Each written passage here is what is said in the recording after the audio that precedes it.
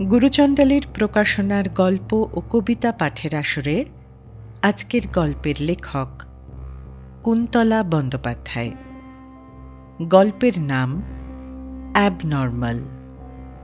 গল্প পড়ছি সোহিনী সেনগুপ্ত।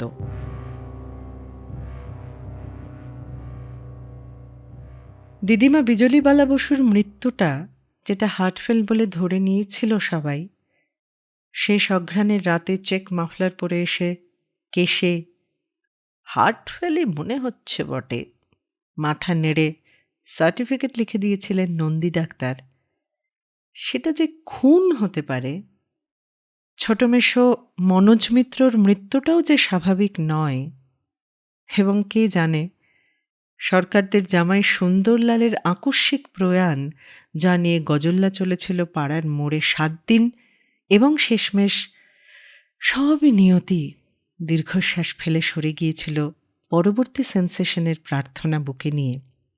তার পেছনেই বা কতখানি আদতে নিয়তির হাত। সংশয়গুলো যখন জাগতে শুরু করল, আমি জনস্টন রোড আর ব্লু হিল অ্যাভিনিউয়ের ক্রসিংয়ে দাঁড়িয়েছিলাম। রোদ ছিল, শীত ছিল না। হাফ প্যান্ট পরা ভিড় আইসড আমন্ড মিল্ক এসপ্রেসো হাতে নিয়ে ঘিরে ছিল। আমি বাকি জামাকাপড়ের ওপর একটা জ্যাকেট চড়িয়ে রেখেছিলাম। যতক্ষণ না গরমে অসুস্থ বোধ হচ্ছে, জ্যাকেট জাতীয় কিছু একটা পরা প্রেফার করি, না হলে উন্মুক্ত লাগে। আর উন্মুক্তি অস্বস্তিজনক। এ অস্বস্তি যতদিনের, স্মৃতি ততদিনের। যখন জুন মাসে ফ্যান 5 চালিয়ে বেড কভার চাপা দিয়ে শুতাম। কাজটা সহজ ছিল না। মাঝরাতের লোডশেডিংয়ে গলগল ঘামের জন্য শুধু নয়, ওই পারিপার্শ্বিকতায় নর্মাল এবং অ্যাবনর্মালের সংজ্ঞা ও সীমা স্পষ্ট ছিল। এবং যে কোনো রকম অ্যাবনর্মালিটি, যেমন জুন মাসে চাদর চাপা দেওয়া, বাকিদের ওঠা বসা খাওয়া শোয়ায় যত তাৎপর্যহীনই হোক না কেন, জাস্ট অ্যাবনর্মাল বলেই পিষে দেওয়ার চেষ্টা হতো। সোৎসাহ অংশ নিত এমনকি 2 বছরের ছোট বোন বুকাইও। মা দেখো, বুকাই আবার বেড কভার চাপা দিয়েছে। চেঁচিয়ে ন্যায় বিচারের অপেক্ষায় না থেকে চাদর কেড়ে নেওয়ার চেষ্টা করত। ফুকাই চিরকালই অস্বস্তিজনক রকম নর্মাল। পরিবেশ পরিস্থিতির সঙ্গে সামঞ্জস্যপূর্ণ সাজ পোশাকে বিশ্বাসী। শীতে বেশি, গরমে কম, সমুদ্র স্নানে আরও কম। কালই দেখলাম কার্লসবার্গ বিচে সপরিবারে উল্লসিত স্নানের ছবি আপলোড করেছে, বিকিনি পরিহিত। না, ফেসবুকে নিজের নামে নেই আমি, ফেক থেকে দেখেছি। দুপুর ছিল, নীল জ্যাকেট পরা আমি ছিলাম। আকাশে বেটার লাইফ বিলবোর্ডে মহিলা ছিলেন। মাঝবয়সী বিবেকানন্দ হাত উপচানো স্তন, মহিলার স্বাস্থ্যের স্থূল ও অশ্লীল দীপ্তি আমার মধ্যে আতঙ্ক ও বিরাগের কাঁপুনি তৈরি করছিল। নিয়ে যাচ্ছিল শ্যামসুন্দর পল্লী সেকেন্ড লেনে। খোলা নর্দমা, হলুদ বাড়ি, সবুজ দরজা খুলে চোখে চোখ রেখে দাঁড়িয়েছেন বিজলীবালা। চোখ সরাতে ফোন বার করেছিলাম। সেকেন্ড লেনের পাশের বাড়ির গাবলুর পাবলিক প্রোফাইলে গত 3 মাস ধরে হুলাবিলায় মারা যাচ্ছেন গাবলু টাবলুর মা। পুকাই যাকে স্বাভাবিকতায় জেঠিমা সম্বোধন করত, আমি যাকে মন ও শরীরের যাবতীয় সূক্ষ্মতা বর্জিত একজন মানুষ হিসেবে জানতাম এবং সম্বোধনের নৈকট্য এড়িয়ে গাবলু টাবলুর মা বলে চিহ্নিত করতাম। গাবলু টাবলুর মা ছিলেন বিজলীবালার বন্ধু। তাদের দৈনন্দিন বন্ধুত্ব অভ্যাসের সময় ছিল যখন স্নান সেরে গাবলু টাবলুর মা ভেজা কাপড় মেলতে ছাদে উঠতেন এবং ঠাকুর দিয়ে বিজলীবালা বাসি ফুল পাতা জমা রাখতে যেতেন বাগানের কোণের বেলগাছের কোটরে।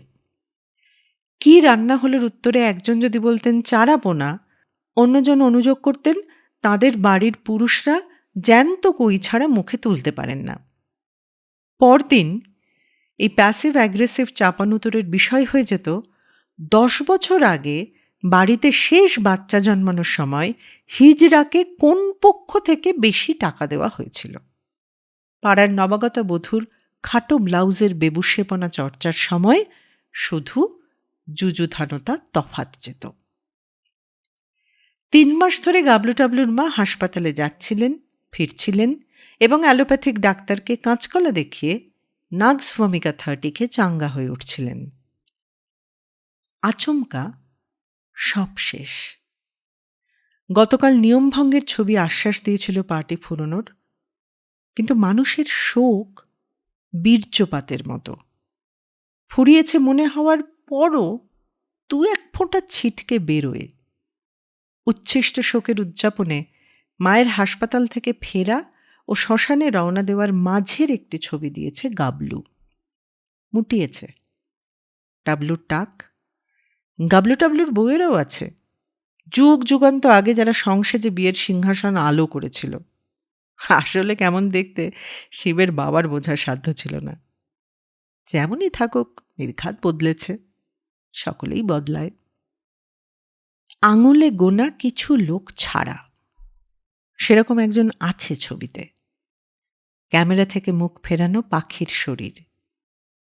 কয়েক বছর আগে পর্যন্ত ঘিয়ে কিংবা বাসন্তী জমিতে চিলতে পার চলত। বাংলা সাহিত্যের এক মহামহোপাধ্যায় কবি গত ডিসেম্বরে দেহ রাখার পর থেকে সাদা, ঘাড় ঢাকা ব্লাউজে ধূসর খোঁপার পেপার ওয়েট, আকুবজি ব্লাউজের হাতা থেকে বেরোনো সরু আঙুল, স্থির চামচ রোগীর ঠোঁটের সামনে অপেক্ষায়। সবাই জানে চামচে কি আছে। মশলাহীন নরম খিচুড়ি। সেকেন্ড লাইনে এমন কোনো রোগী নেই যারা ও পথ্য খেয়ে বেঁচে ওঠেনি, মরলেও খেয়ে মরেছে। স্মৃতি তৈরি হতে যদি ধরে নি বছর 3 লাগে, 3.5 দশকে বড় মাসি বদলায়নি। চুল পেকেছে, চোখ ঠোঁট ঘিরে কিঞ্চিত কাটাকুটি। ভেতরের বদল যত ধীরে হয়, বাইরের বদলও তত ধীরে ঘটে। যাদের ভেতরটা হৈ হৈ করে বদলায়, বাইরেটাও চোট খায় বেশি। আমার খায়নি তেমন। চাদর সংগ্রামের সময় থেকে লম্বা হয়েছি খুব বেশি না। ওজন বেড়েছে খুব বেশি না। পুকাইকে জিজ্ঞাসা করলে বলবে, তখন যতখানি অ্যাবনর্মাল ছিলাম এখনো ততখানি আছি। বড় মাসিও অদ্ভুত থেকে গেছে সেই মুহূর্তের মতো, যখন হলুদ বাড়ির সবুজ দরজা খুলে দাঁড়াচ্ছেন বসু বংশের অ্যামাজন। এক হাঁটু থেকে ঝুলছে জামাই ষষ্ঠী উপলক্ষে জোটা নাতি নাতনিদের একজন, পেছন থেকে কোমর পেঁচিয়ে আরেকজন। দিম্মা! উল্লাসে পুকাই দখল নিয়েছে খালি হাঁটুর। চোখে চোখ রেখে আমার অনাগ্রহ কয়েক মুহূর্ত পর্যবেক্ষণ করছেন অ্যামাজন। ঘেঁটি ধরে তুলে নিচ্ছেন শূন্যে। 5-9 শরীরের মাঝপথে আমার দেশলাই কাঠি পা ড্যাং ড্যাং ড্যাং। ইলিশ, ল্যাংড়া, তাল, কাঁঠালের গন্ধময় প্রকাণ্ড বুকে মাথা চেপে ধরছেন। এত ডিগডিগে রোগা কেন তোর ছেলে মানুষই? বলতে বলতে দেহের 4 অংশে 4টি ঝুলন্ত বালক বালিকা নিয়ে রওনা দিয়েছেন রান্নাঘরের দিকে, যেন শরীরের শাখা প্রশাখায় 4টে চড়াই পাখি। রান্নাঘরে পৌঁছে অনুমতির বিনা তোয়াক্কায় তালের বড়া মুখে ঠুসে দিতেন বিজলিবালা। ওয়াক চাপতে চাপতে শঙ্কু টুবলু পুকাইয়ের ধর ধর ধর গেল গেলোর থেকে প্রাণপণ দৌড়ে ঢুকে যেতাম চিলে কোঠার ঘরে, যে ঘরে কেউ তাড়া করে আসবে না, যে ঘর বসুবাড়ির অ্যাবনর্মালিটির HQ। বাটিকের চাদর বিছানো চ্যাপ্টা জাজিমের ওপর পা মুড়ে বসা দাদু, 2 হাতে উলের কাঁটার ঠুনঠুন। টেবিলে ছত্রাকার লিটল ম্যাগাজিনের ওপর ছায়া স্টোর্সের প্লাস্টিকের গর্ভে নড়ছে চড়ছে নীল গোলাপি উলের গোলা। নবারুণ ভট্টাচার্য গোবেচারা হলে দাদুর মতো দেখতে হতেন। দিদিমার রাজ্য জোড়া কাঁঠালের ভুতি, চিংড়ির নাড়ি, মাছের পটকা, পচা বেলপাতা, তাগা, তাবিজ, সিন্নি। দাদুর ঘর ভর্তি বই, উলকাঁটা, ছাদ ভর্তি গাছ। দিদিমা বোটকা, দাদু গন্ধহীন। দিদিমা পৃথিবীর নর্মালতম মানুষ। রিটায়ার করে উলবোনা শিখে মাফলার থেকে সোয়েটার থেকে পঞ্চ বানিয়ে পাড়া পড়শি আত্মীয় স্বজনদের উপহার দিতে শুরু করা ইস্তক দাদু ঘর থেকে বেরিয়ে গেলে রগের পাশে তর্জনী ঘোরায় অনেকেই। দাদুকে ভালোবাসতাম। ভালো লাগতো ঘরে আশ্রয় নেওয়া দ্বিতীয় লোকটিকে। সাধারণত বনপোড়া দিনে সেবাদাসী চায়, রাতে ছোট মাসি। সরস্বতী ঠাকুরের পদ্মের ডাঁটার পথ আটকে দাঁড়ানো কুচোযুগো দেখে ছোট মাসির বুক মনে পড়েছিল সুনীল গাঙ্গুলির। বড় মাসির যে কিছুই বড় নয় সেটা আমার ভালো লাগার অন্যতম ছিল। টেনে টুনে 5 ফুট, মেরে কেটে 45 কেজি। নিশ্চিন্ত হওয়া যায় প্রাথমিক ভদ্রতাটুকু পেরিয়ে গেলে বুকে চেপে বসবে না, বসে দম বন্ধ করে দেবে না। দাদু উল বুনত, বড় মাসি কবিতা পড়ত। আমি বুককেসের কোণা থেকে বার করে আনতাম তৃষ্ণার্ত লাল নীল পাখি। হলুদ সবুজ বালতির জলে একবার আলতো হাতে মাথা নামিয়ে দিলে যে ক্রমাগত বালতিতে মুখ ডোবায় আর তোলে। পুনরাবৃত্তির গতি কমে এলে আবার মাথায় আলতো চাপ, আবার পাখির জল খাওয়া। বসু বংশের 3 অ্যাবনর্মাল, ত্রিভুজের 3টি বিন্দু।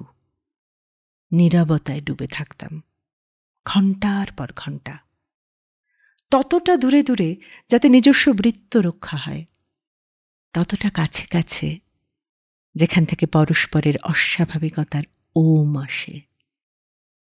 আশ্বাস যোগায় অদূরেই ঘটে চলা উল্লাস, চিৎকার, চড়চাপাটি ও কান্নাকাটি নরক আমাদের টিকি ছুঁতে অপারক হবে।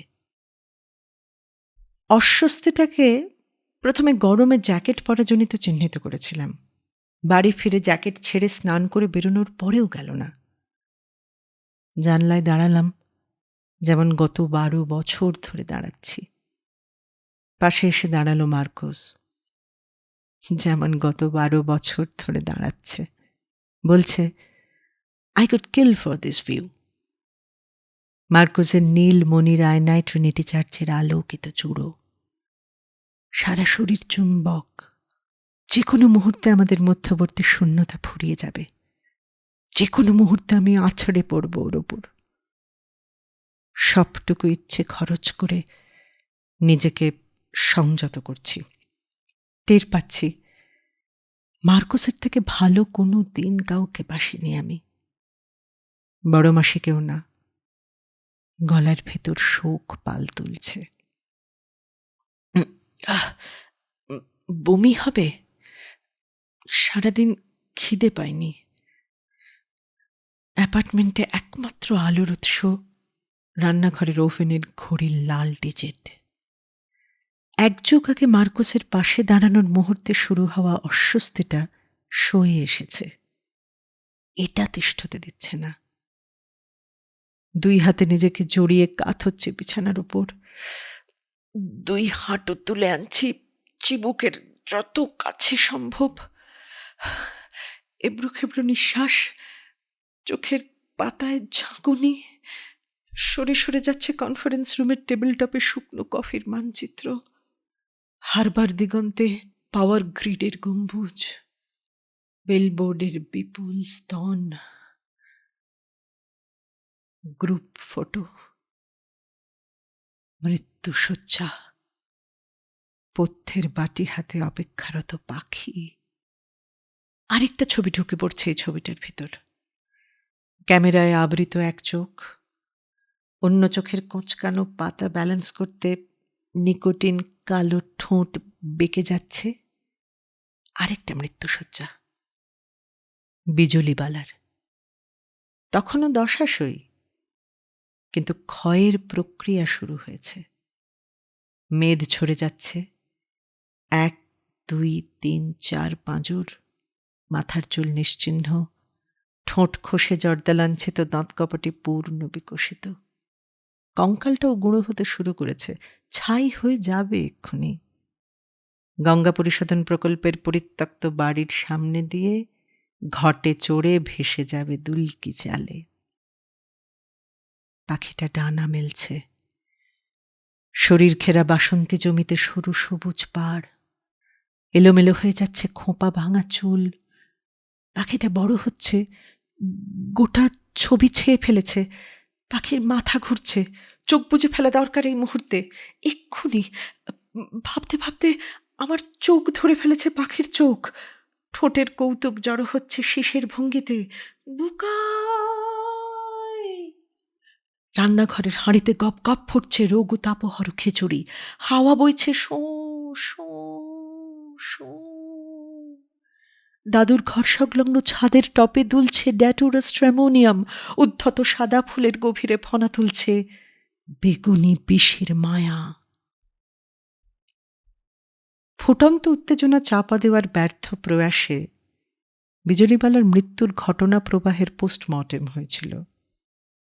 কাল সকালেও তো কুয়োর পাড়ে চড়ে কূপ দিয়ে কাঁঠাল পারল। দুপুরবেলা ঝাঁটা মেরে ধোয়ালো গোটা কলতলা, ইত্যাদি বিস্ময় মিশ্রিত বাক্যের মধ্যবর্তী শূন্যস্থান পূরণ করছিল শুকনো নাক টানা। কাল রাতেও তো পাড়া কাঁপিয়ে ধমকালো বাড়ি শুদ্ধ লোককে।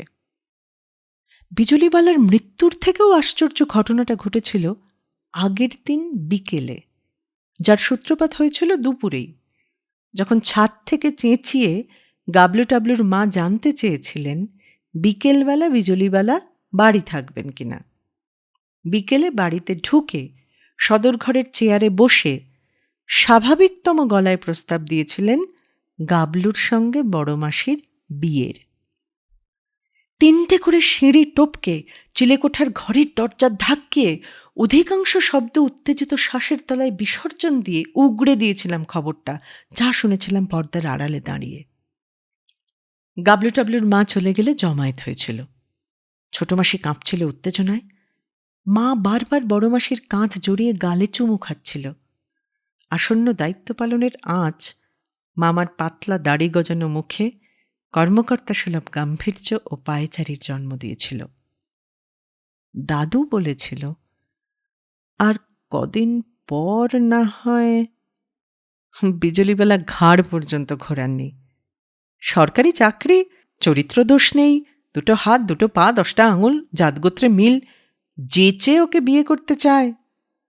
নিখুঁত নীরবতায় শেষ বাক্যটুকুর অভিঘাত হাওয়ায় ছড়িয়ে যেতে দিয়েছিলেন। বড়মাসির উদাসীনতার টোল খায়নি একটুও। কোলের ওপর রাখা কবিতার বইয়ে গোঁজা আঙুল কাঁপেনি। নীরবতার নির্ঘাত সম্মতি, এমনকি উৎসাহের উপস্থিতিও আন্দাজ করেছিল কেউ কেউ, যখন সেদিন রাতে বড়মাসি নিজেই রান্না করেছিল। ঘুমের আগের দুধের গ্লাস সশ্রদ্ধায় পৌঁছে দিয়েছিল দিদিমার ঘরে। ক্যামেরার আড়াল থেকে বেরিয়ে থাকা কোঁচকানো চোখ, তেরছানো ঠোঁটের মালিকের নাম মনে পড়ছিল, মনোজ। পুকাইয়ের এবং ফলত আমারও ছোট মেশো। মনোজ ছিল আগা 5 তলা নর্মাল। ধাই ধাই ফুটবল খেলত, বিনা মইতে ল্যাম্পপোস্টে ঝুলে থাকা বেড়াল বাচ্চা উদ্ধার করত, পাড়ায় বাসনচোর ধরা পড়লে ওই ল্যাম্পপোস্টে বেঁধেই সবার প্রথম চটটা মারত, পাড়ার সমস্ত নর্মাল বাবা মায়ের স্নেহধন্য, সমস্ত নর্মাল দিদিদের ভাইফোঁটার গন্তব্য, সমস্ত নর্মাল যুবতীর হৃৎস্পন্দন। সে সমস্ত নর্মাল প্রেমিকাদের কাত করে মনোজকে ছিনিয়ে এনেছিল আমাদের ছোট মাসি মুনি, বিজলিবালার পর বসু বাড়ির নর্মালতম সদস্য। আমার চিন্তার কারণ ছিল না। স্বাভাবিক লোকেরা যত একে অপরের সঙ্গে জুটে যায়, তত আমার আর বড় মাসির মতো অস্বাভাবিক লোকেদের বিপদের আশঙ্কা কমে। না হলে দাদু ও বিজলিবালা সদৃশ্য জুটি তৈরি হওয়ার ঝুঁকি থেকে যায়। তবু চিন্তা হয়েছিল, কারণ টাইমিং।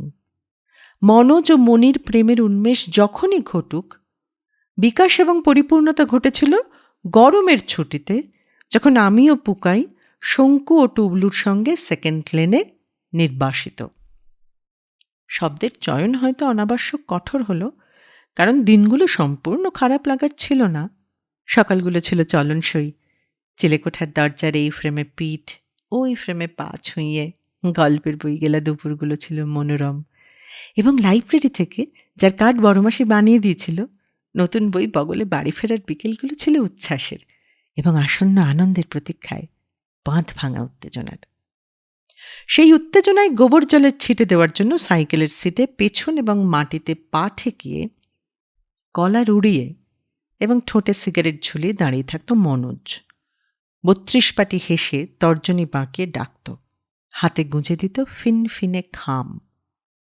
এটা মণিকে দিয়ে দিবি। বিয়ে স্থির হয় দেখে বড় মাসির কাছে গিয়েছিলাম। সন্ধ্যের বাতাস তখনও ভাব ছড়াচ্ছিল। বড় মাসির মুখ ঝুঁকে পড়েছিল গাছেদের ওপর। তোর আপত্তি কিসের?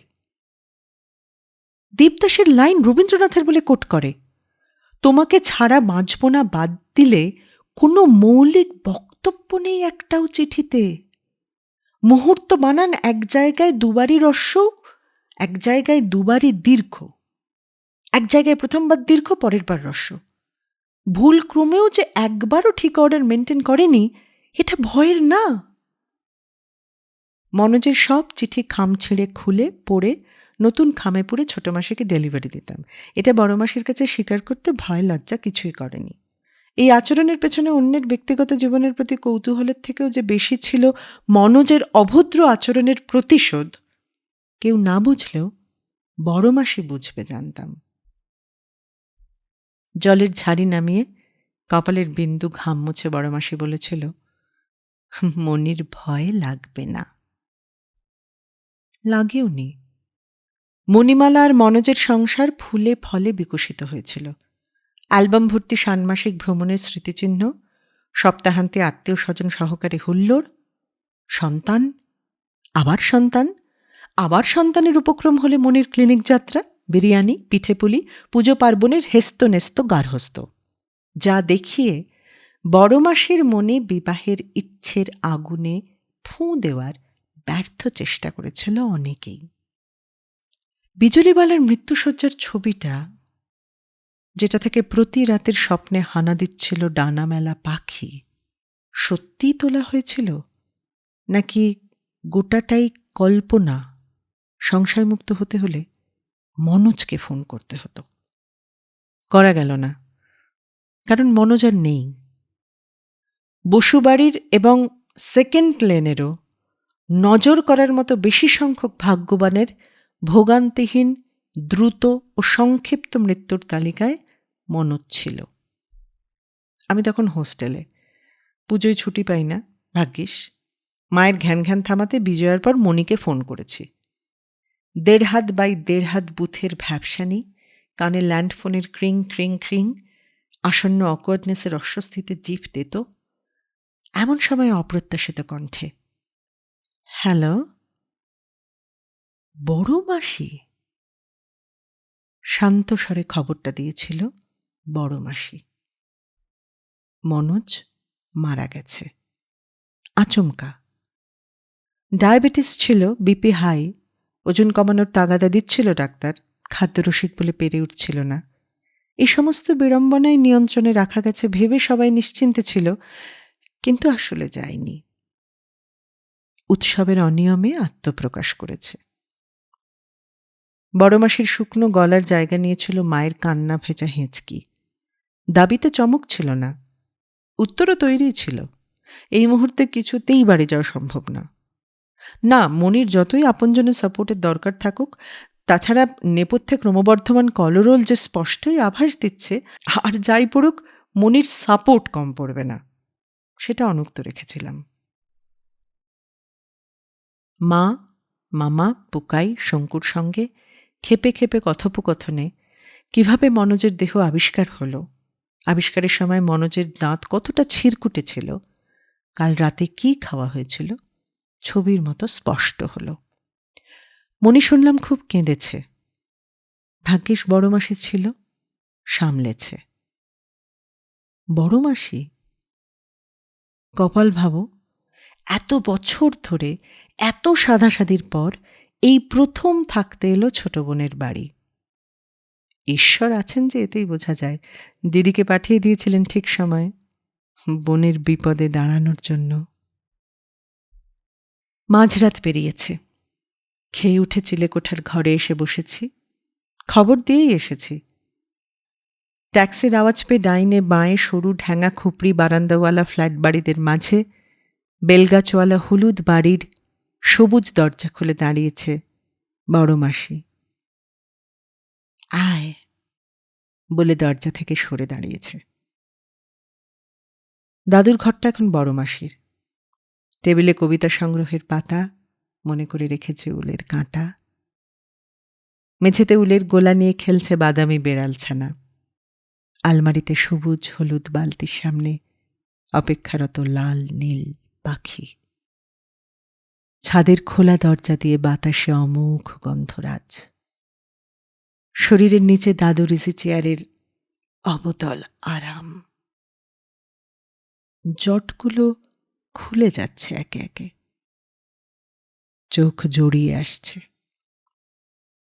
চটকা ভাঙল। ঘরে ঢুকেছে বড় মাসি। বসছে উল্টো দিকে সবুজ সোফায়। হাতে তুলে নিচ্ছে কাঁটা। থাবার নিচ থেকে ফসকে যাওয়া উলের গোলাকে বাগে আনতে মরণপণ সংগ্রামে রত বেড়ালছানা। না করে দিতে পারতে। এমন তো নয় দিদার সব কথা তুমি শুনতে। বাড়ির মধ্যে একমাত্র তুমি যে দিদার কথা শুনতে না। কতবার না করতাম। গাবলুর পর বাবলু আসত। হাবলু, পাবলু, ভেবলু। তা বটে, ক্লান্তিতে আধমরা হতে গিয়েও সামলেনি। তাহলে বিয়ে করে নিতে, কম্প্রোমাইজ করতে। কত লোকে তো করে। আরেকবার এসে পাশে দাঁড়াও মার্কুস, সব কম্প্রোমাইজ করব। করব ভেবেছিলাম তো। তবে বাবা বলল, কি? কম্প্রোমাইজ তখনই করা যায় যখন সেটার একটা অন্ত থাকে। পরীক্ষার পড়া লোকে খারাপ লাগলেও পড়ে, কারণ পরীক্ষা শেষের তারিখটা জানা থাকে। বিয়ে তো আমৃত্যু। এটাও নিশ্চিত করার উপায় নেই যে সে লোকটা তোর আগে মরে যাবে। হয়তো হয়তো তুই আগে মরে গেলি। এ জীবনে কম্প্রোমাইজ ফুরোলো না। দিদিমার মৃত্যুর পর বেঁচে ছিল দাদু। জীবনের শেষ 5টা বছর কম্প্রোমাইজহীন। মনোজের সন্দেহ কিসে হলো? সুন্দরলালের কেসটায়? বড়মাসি তাকালো, যেভাবে তাকাতো সমস্ত রেজাল্ট বেরোনোর পর। বাকিরা যখন আরও ভালো করতে হবে, ক্যা বাত, চালিয়ে যাও ইত্যাদি পিঠ চাপড়ানিতে মাটিতে মিশিয়ে দিচ্ছে, এবং পরীক্ষা পর্ব ফুরোলে কেন কার হস্ত পর্ব ফাঁদছি না, বা অন্য কোনো খোপে ঠিক সময় টিক কেন মারছি না ইত্যাদি অনুযোগে একই সঙ্গে ভেতরে জাগিয়ে তুলছে অবসাদ ও হিংস্রতা, তখন এই একজোড়া চোখ কৌতুকে যা সর্বদাই চকচকে আশ্রয় দিত, নিঃশব্দ আশ্বাস দিত, আমার মতো করে জীবনটা আরও কেউ দেখে। আমার প্রয়োজন, অপ্রয়োজন, জরুরি, অজরুরি, সাফল্য ব্যর্থতার সংজ্ঞার সঙ্গে আরও কারো সংজ্ঞা মেলে। সুন্দরলালের মৃত্যুটার মাথার ভেতরে এখনো খুন শব্দটা উচ্চারণ করতে পারছি না, লক্ষ্য করি, সঙ্গে হাসি পাওয়া না পাওয়ার বিষয় অঙ্গাঙ্গী ছিল। সুন্দরলালের বউ বাবলি ছিল বড়মাসির ক্লাসমেট। সেই বিরল মানুষদের একজন যারা কোনো একটা সম্পর্কের উপস্থিতি ধরে নিয়ে সেই মতো আচরণ করে যেতে পারে। অর্থাৎ বাকি ক্লাসমেটরা যখন বন্ধুত্বসুলভ ব্যবহার না পেয়ে সরে গেছে, বাবলি ধরে নিয়েছে একসঙ্গে স্কুলে যাওয়া, একসঙ্গে বাড়ি ফেরা এবং সর্বোপরি এক পাড়ায় থাকার সুবাদে বড়মাসি বাবলির বন্ধু, এবং সেই অনুযায়ী আচরণ করে গেছে বড়মাসির দিক থেকে মানানসই পরিশ্রম বা প্রতিদানের অনুপস্থিতিতেও। স্কুল ফুরোনোর পরেও রাস্তায় পাকড়াও করে গল্প করেছে, ছাদে দেখলে চেঁচিয়ে কুশল জানতে চেয়েছে, সিনেমার টিকিট কিনে চড়াও হয়েছে বাড়িতে। বড়মাসি যে 10 মিনিটের নোটিসে সিনেমা দেখতে অরাজি হবে না, বাবলির এবংবিধ সংশয়হীনতা বাধ্য করেছে বড়মাসিকে কবিতার বই ফেলে ধরাচুড়ো পড়ে সিনেমা যেতে, ফেরার পথে ফুচকা এবং আলু কাবলি খেতে। বিয়ের আগে কন্যাপক্ষ পাত্রীর নিখুঁত গোল রসগোল্লা বানানোর প্রতিভার প্রতিশ্রুতি দিয়েছিলেন। পাত্রপক্ষ মুচলেখা দিয়েছিলেন পাত্রের হাসাতে পারার ক্ষমতার। তফাৎ হচ্ছে যে পাত্রীপক্ষের দাবিটা ছিল আদ্যন্ত ভুয়ো, পাত্রপক্ষের হুমকিটা ছিল অক্ষরে অক্ষরে খাঁটি। জনশ্রুতি আছে বাসর ঘরে সুন্দরলালের চুটকির চোটে উপস্থিত শ্যালিকাদের কারো কারো এমন হেঁচকি উঠেছিল যে নেমন্তন্ন খেয়ে ফিরে যাওয়া নন্দী ডাক্তারকে ঘুম ভাঙিয়ে তুলে আনতে হয়েছিল। বয়স যত বাড়ল, টাক যত পড়ল, সুন্দরলালের হাসাতে পারার ক্ষমতায় তত শান পড়তে লাগল। ততদিনে পাড়ার অনেকেই, বিশেষ করে রসকসীন বলে যাদের বদনাম ছিল, সুন্দরলাল আসছে দেখলে গলি বদলাত। সব থেকে বড় এবং আশ্চর্যজনক পরিবর্তন ঘটেছিল বাবলির। সুন্দরলালের চুটকি দুরস্ত উত্তম দাসের ক্যাসেট শুনে তার মুখের পেশি নড়ত না। কাদের খানের সিনেমা শুরু হলে নিঃশ্বাস ফেলে সে উঠে যেত। ছেলেমেয়েরা জন্মস্তক জানল মা রামগুরুরের ছানা। পূর্বাশ্রমের পরিচিতরা, যারা আইবুড়ো বাবলির অট্টহাসি 3টে বাড়ি টপকে শুনতে পেত এবং মেয়ের ধিঙ্গিপনায় শিউরে শিউরে উঠত, ব্যাখ্যা খুঁজত। সুন্দরলালের ভালো চাকরি, নিষ্কলঙ্ক চরিত্র, অফুরন্ত চুটকির ভাঁড়ার সত্ত্বেও বাবলির বিষাদ তাদের বিভ্রান্ত করত, রাগত। সাইলেন্ট অ্যান্ড ব্রুডিং পুরুষ যত কামনার, নারী ততখানি দূরবর্তী ও দেমাকি। রাগ বদলে গেল করুণায়। সুন্দরলাল বাবলির বিয়ের 10 বছরের মাথায় এক সপ্তাহান্তে আত্মীয় সমাগম হয়েছিল। সকাল থেকে ঘেমে নে গম্ভীর বাবলি যাবতীয় আয়োজন করেছিল। কিন্তু খেতে বসে সুন্দরলাল যে মুহূর্তে দিনের প্রথম চুটকিটা বলে উঠল, অতিথির থালার ওপর হাতা ভর্তি পাঁঠার মাংস ধরা বাবলির সমস্ত সংযম খান খান হল। মাথা পেছনে হেলিয়ে, চোখ বুজে, মুখ হাঁ করে এমন জোরে কেঁদে উঠল যে প্রতিবেশীরা দৌড়ে এলো কি হলো কি হলো এই বলে। এবং তাদের অনেক দিনের সংশয়ের, যা সুন্দরলাল জানালো সেও পোষণ করেছিল মনে মনে, কেবল প্রেমবশত প্রকাশ করতে অপারগ হচ্ছিল, নিরাময় হল।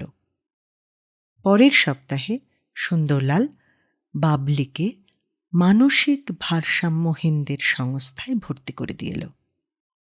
আমার স্ত্রী হাসির কথায় কাঁদে এই মর্মে, এবং 7 দিনের মাথায় মরে গেল। ওটা আরেকটু সাবধানে করা উচিত ছিল আমার, আরেকটু সময় যেতে দিয়ে। আমি জানি বড়মাসির গলার আফসোসটা সুন্দরলালের মরে যাওয়া নিয়ে নয়, সংযম হারানো নিয়ে। সুন্দরলাল ছিল মনোজের জিগরি দোস্ত। সুন্দরলালের পাশ থেকে মনোজ গোল করত। বউনি চড় মেরে মনোজ সরে এলে সুন্দরলালের ঘুষি ল্যাম্পপোস্টে বাঁধা চোরের ঠোঁট ফাটাত। বাবলিকে অ্যাসাইলামে রেখে আসার সপ্তাহখানেকের মধ্যে সুন্দরলালের আকস্মিক মৃত্যুতে মনোজের মগজে কৌতূহলের কীটেরা নড়ে উঠবে, একথা মাথায় রাখা উচিত ছিল বড়মাসির। খোলা দরজার কাছে গিয়ে দাঁড়াই। ভীষণ গরম। বৃষ্টি নামবে। পায়ের পাতার ফাঁকে বেড়াল ছানা নরম ঘুরে ফেরে।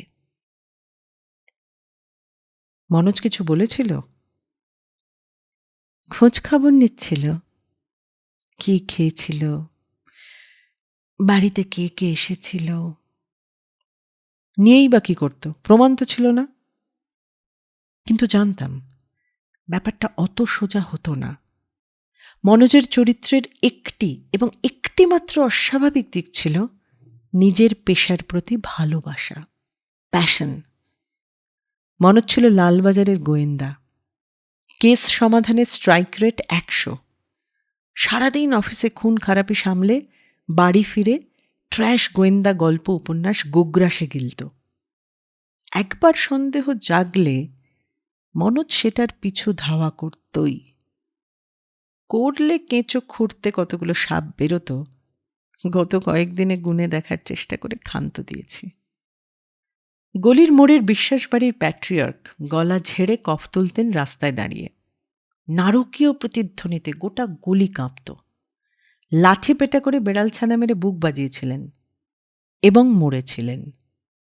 বিজলিবালার লতায় পাতায় আত্মীয়রা থাকত খড়দায়। তাদের বাড়ির বউটি, গরিব বাড়ির মেয়ে, বিয়ের বেনারসির জ্যালজ্যালত্ব নিয়ে যাকে বউভাতের পরদিন থেকে খোঁটা দেওয়া হতো, বিয়ের 1.5 বছর পর থেকে যা বদলে গেছিল বংশের বাতি জোগাড় না দেওয়ার গঞ্জনায়, 2-1 চর্চাপাটিতেও সকলেই জানত। মেয়েটির ঠেলে ওঠা গালের হাড়, চোখের কোণে কালি, মলিন মুখের রহস্য আত্মীয় পড়শির অজানা ছিল না। একদিন উষা কোম্পানির পাখা থেকে ঝুলে মরে গেল মেয়েটি। শ্রাদ্ধের নেমন্তন্ন খেতে গিয়েছিলাম সদল বলে। তাদের বাড়িতেও ঘটেছিল 2-1টি অপ্রত্যাশিত মৃত্যু। আসন্ন বৃষ্টির আভাস রোম খাড়া করে দিয়ে গেল। একটা চাদর থাকলে আরাম হতো। তার থেকেও আরাম হতো মার্কুস এসে আমাকে জড়িয়ে ধরলে। মার্কুস, এসো, আমাকে জড়িয়ে ধরো, আমার আজীবনের আবরণ হও। মনোজ পারেনি, আমি বা কি করতে পারবো? খিচুড়ির মার্ডার ওয়েপন হাজির করতে পারবো না। কবর খুঁড়ে টক্সিকোলজি করাবো, সে সুবিধেও নেই। অধিকাংশ সন্দেহজনক ঘটনার বয়সী 20 বা 30 বছরের পুরনো। সাম্প্রতিকতম গাবলু টাবলুর মাও পুড়ে ঝুড়ে শেষ। কিন্তু সেসবের থেকে বড় প্রতিবন্ধকতা আমার 10 হাতের মধ্যে বসে আছে। একজন বর্ষীয়সী মহিলা, পাখির মতো শরীর, আজন্ম এই পাড়ায় থেকেছেন, প্রতিবেশীদের বিপদে আপদে দাঁড়িয়েছেন, ক্রমাগত ভোল পাল্টানো রং বদলানো পৃথিবীতে একটি ক্ষীণ অচঞ্চল আলো। আমার সিরিয়াল কিলার। তোকে প্রমাণ করতে হবে না কিছু। আমি সব স্বীকার করে নেব। একসময় এই দরজায় দাঁড়িয়ে মুখ তুললে রাতের আকাশে কালপুরুষ দেখা যেত। এখন জানলায় জানলায় টিউবলাইটের ময়লা আলো। চোখ বুঝি, বন্ধ চোখের ভেতর চোখ মেলে দুটো কেঁদে কেঁদে ফুলে ওঠা নীল চোখ। 1.5 ঘন্টা আগে আলোকিত চার্চের চূড়ো সাক্ষী রেখে আমার সামনে হাঁটু মুড়ে বসেছিল মার্কুস। তারপর থেকে ছেলের কান্না থামেনি। Y Y Y? বুদ্ধি বিবেচনার সমস্ত বারণ অগ্রাহ্য করে ড্রয়ার খুলে বার করে এনেছিলাম সযত্নে গোছমাথা লাল নীল পোস্টেটস, যেগুলো গত 24 মাস 17 দিন ধরে মণিমুক্তোর মতো কুড়িয়ে নিয়েছি ফ্রিজের দরজা, খাটের হেডস্ট্যান্ড, চশমার বাক্সের ভেতর ও বালিশের নিচ থেকে। চোখের জল উপচে উঁকি মেরেছিল বিভ্রান্তি। I thought you liked them. I loved them. ধরে ধরে দেখিয়েছিলাম কিভাবে ও প্রতিবার গুলিয়েছে 3 রকমের দেয়ার: অবস্থান সূচক, সর্বনামের বহুবচন সূচক এবং দে আর, যা কিনা স্পষ্ট দুটো আলাদা শব্দ, এবং আমাকে বিধ্বস্ত করেছে। আশ্লেষের তুঙ্গ মুহূর্তে মনোযোগ কেড়ে নিয়েছে মার্কোসের প্রেম বার্তা ইয়োর, ইউ আর এবং ইউ ওয়্যারের নির্বিচার বদলা বদলির স্মৃতি। মার্কোসের হতভম্ব মুখের দিকে তাকিয়ে স্বীকার করেছিলাম, there, they are, you are, your, you were ব্যবহার করে বোধগম্য এবং যুক্তিসঙ্গত বাক্য রচনার অসাধ্য সাধন করতে কত রাত আমি জেগে পেরিয়েছি। ও ঘুমিয়ে পড়ার পর সেসব বাক্য পোস্টিটে লিখে বাড়িময় ছড়িয়ে রেখেছি এই আশায় যে মার্কোস নিজের ভুল চিনবে, সংশোধন করবে, শিখবে। বিছানায় ছড়ানো পোস্টিট, যেগুলোতে লাল পেন দিয়ে দাগিয়ে ওর ভুলগুলো দেখাচ্ছিলাম, থেকে উঠে এসে আমার মুখের ওপর থেমেছিল মার্কোসের দৃষ্টি। ও দৃষ্টি তুমি চেনো বড় মাসি। আমি চিনি, দাদু চিনত। সেই বালক বয়সী পুকাইয়ের চোখে, তারপর আরও কত অগুন্তি আত্মীয়, বন্ধু, প্রেমিক, সহকর্মীর চোখে ও দৃষ্টি দেখেছি আমি। সে সব দৃষ্টিতে নিজেকে দেখেছি। কাজেই মার্কোসকে দেখছে কল্পনা করতে অসুবিধে হয়নি আমার। ও একটা রক্তমাংসের মানুষ দেখছে না, ও দেখছে একটা একটা একটা অবুদ্ধ ধাঁধাকে, ওর ব্যাখ্যার এবং বুদ্ধির বাইরের একটা জন্তুকে, একটা উড়ন্ত শুয়োর কিংবা কথা বলা জিরাফ। Are you fucking nuts? Tube আলোর মালিন্য ধুয়ে দেয় চোখের জল। Let us stop being fucking nuts, বড় মাসি। মেঘ গর্জে ওঠে। বৃষ্টির তীর কংক্রিটের ছাদের ওপর আছড়ে পড়ে মুক্তি দেয় এতদিনের রুদ্ধ তাপ। ধারা পড়ে স্ট্রিট ল্যাম্পের হলুদ বৃত্তে, ভেজা পাতাদের শীর্ষ থেকে টপ টপ ভেজায় তৃষ্ণার্ত মাটি। রাস্তায় উল্লাস করতে করতে দৌড়ে যায় বন্ধুর দল, হর্ন চেঁচিয়ে ওঠে। কারো মায়ের সঙ্গে রমণীর ইচ্ছে প্রকাশ করে মাতালের স্বর। চলো, আমরা ওই বৃষ্টিটাই ভিজি, বড় মাসি। যে বৃষ্টিতে ভিজছে, হাসছে, কাঁদছে, উল্লাস করছে, বাঁচছে মা, বাবা, বুকাই, মনোজ, মণি, তোমার কবি, আমার মার্কুস। ও পৃথিবীতে কেউ বানান ধুয়ে জল খাচ্ছে না, অ্যাপোস্ট্রফির অবস্থান চুলোই দিচ্ছে। ওই পৃথিবীতে হয়তো কবিতা নেই, কিন্তু কবিরা সবাই আছে ওখানে। ও পৃথিবী নিশ্চিত প্রেমহীন, কিন্তু প্রেমিকরা জুটেছে সব ওখানে। চলো, আমি তুমিও যাই ওই অদ্ভুত পৃথিবীটায়, হাত ধরে পাশাপাশি দাঁড়াই। চোখের জল একসময় ফুরোয়, আবার স্পষ্ট দেখি সবকিছু। আমি পারবো না।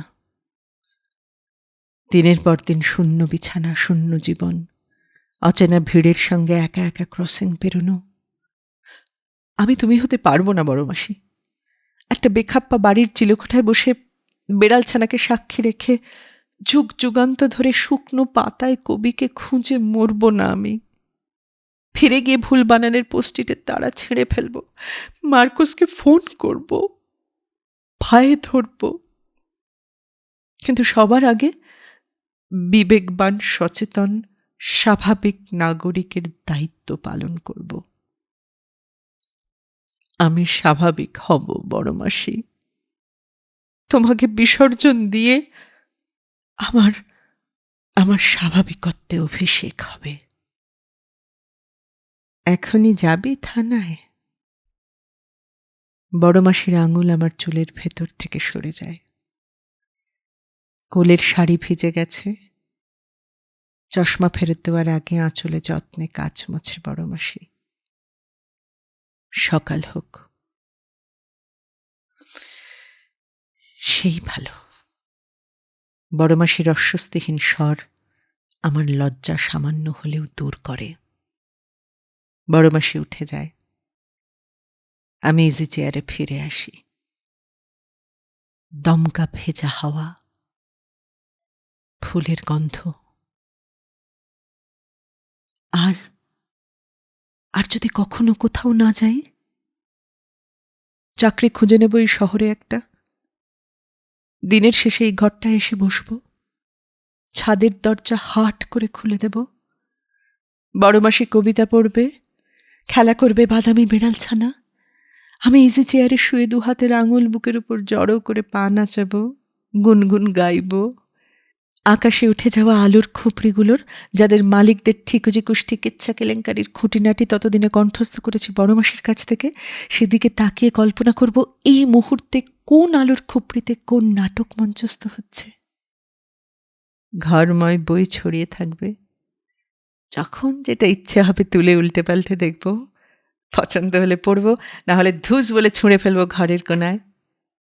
বড় মাসির চোখ বইয়ের উড়ান্ত যাত্রাপথ অনুসরণ করবে, কিন্তু বকবে না। পাশের ছোট টুলে বসার লাল নীল পাখির মাথায় চাঁটি মেরে জল খাওয়াবো। ট্রে হাতে বড় মাসি ঘরে ঢোকে। জানতাম চেঁচিয়ে জাপটে ধরবে না।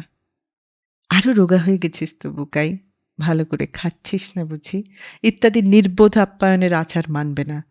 কিন্তু আমি আসছি খবর পেয়ে পায়েস বানাবে, অল্প চাল আর অনেক দুধের গাঢ় ধপধপে পায়েস, কাজু কিশমিশের বিঘ্নবিহীন, ভনিতাশূন্য, নিরলঙ্কার, যেমন বড় মাসি, যেমন আমি ভালোবাসি। শুধু আমার না, নিজের জন্যও পায়েস এনেছে বড় মাসি। টেবিলে ট্রে নামিয়ে রেখে উল্টো দিকে বসে, শান্ত চোখ পাতে আমার চোখে। আমার ভেতরটা শান্ত হয়ে আসে, আর কষ্ট নেই কোনো, ঘুরে মরা নেই। যারা আমাকে বোঝে না, যাদের আমি বুঝি না, তাদের নাগাল ছাড়িয়ে অবশেষে পালিয়ে এসেছি, যেখানে আমার আসার কথা ছিল চিরদিন, আমার আশ্রয়ে, আমার স্বাভাবিকতায়। বাইরে বৃষ্টি পড়ে, উদ্ভট, অবুদ্ধ, অ্যাবনর্মাল পৃথিবী হই হই ভেজে। পায়েসের বাটিদের মাঝখানে রেখে আমি আর বড় মাসি, পৃথিবীর শেষ দুটি নর্মাল লোক, মুখোমুখি বসে থাকি। আজকের পাঠ এখানেই শেষ হলো। ভালো লাগলে, ইচ্ছে হলে ভিডিওটি লাইক করবেন, শেয়ার করবেন, আর আমাদের চ্যানেলটি সাবস্ক্রাইব করে নেবেন, যাতে নতুন পাঠের খবর সরাসরি পৌঁছে যায় আপনাদের কাছে। আমাদের বইগুলি পাওয়ার জন্য আমাদের ওয়েবসাইটে বা কলেজ স্ট্রিটের পুঁটিরামের উল্টো দিকে গুরুচণ্ডালী প্রকাশনের দোকানে অথবা ফোনে যোগাযোগ করতে পারেন। ঠিকানা আর ফোন নম্বর ভিডিওর ডেসক্রিপশনে দেওয়া আছে। এবার অপেক্ষা আগামী পাঠের। আপনাকে সাদর আমন্ত্রণ।